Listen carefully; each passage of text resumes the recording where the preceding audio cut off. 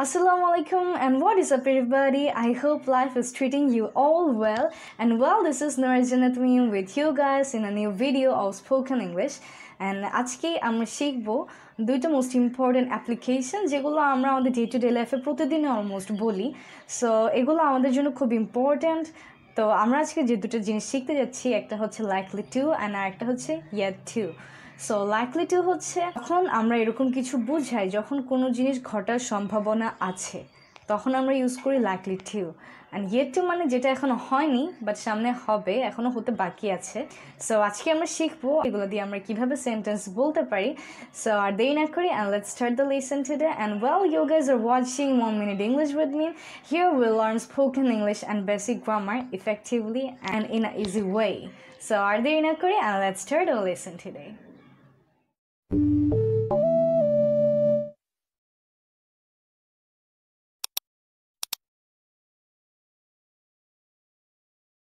Okay, so the first format is likely to. So likely to এটা মানে হচ্ছে সম্ভাবনা আছে বা ছিল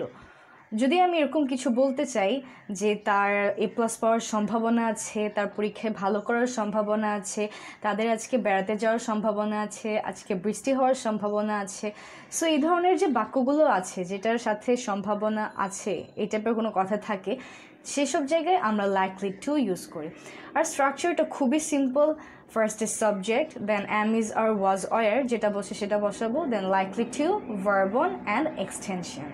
For example, রিয়ার A+ পাওয়ার সম্ভাবনা আছে তো এখানে সাবজেক্ট হচ্ছে রিয়া সো আমি ফার্স্টে ইউজ করব রিয়া তো এখানে আমি এটার অক্সিলারি ভার্ব বসাবো is Riya is then likely to then verb 1 যেটা হচ্ছে get আর তারপর আমরা এক্সটেনশন বসাবো GPA 5 সো সেন্টেন্সটা কি হলো Riya is likely to get GPA 5 so এখানে সম্ভাবনা আছে এর জন্য আমরা ইউজ করেছি likely to and then next আরেকটা সেন্টেন্স দেখি আজকে বৃষ্টি হওয়ার সম্ভাবনা আছে সো তখন এটি কি হবে it is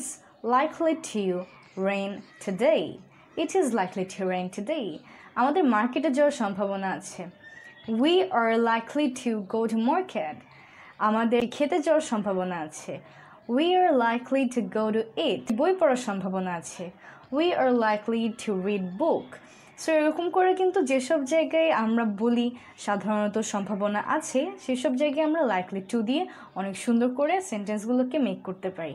so what you guys need to do is আপনারা নিজে নিজে লাইকলি টু দিয়ে সেন্টেন্স বানানোর ট্রাই করবেন অ্যান্ড এগুলো প্র্যাকটিস করবেন নিজেরাই মনোমান ট্রান্সলেশন করবেন যে যেটাতে আপনি সম্ভাবনা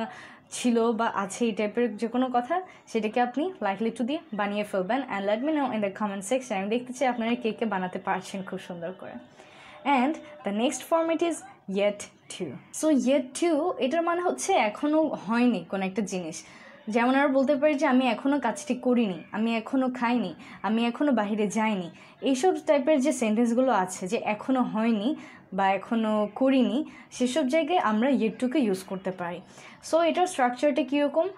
সো প্রথমে আমরা সাবজেক্ট বসাবো দেন সেটা অনুযায়ী am is R was or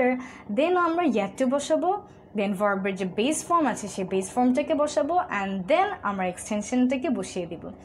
so আমি যদি বলতে চাই যে আমি এখনও কাজটি করিনি তাহলে এখানে সাবজেক্ট হচ্ছে আই সো আই দেন বসবে am I am yet to then বাকিটা বলে দিব do the work I am yet to do the work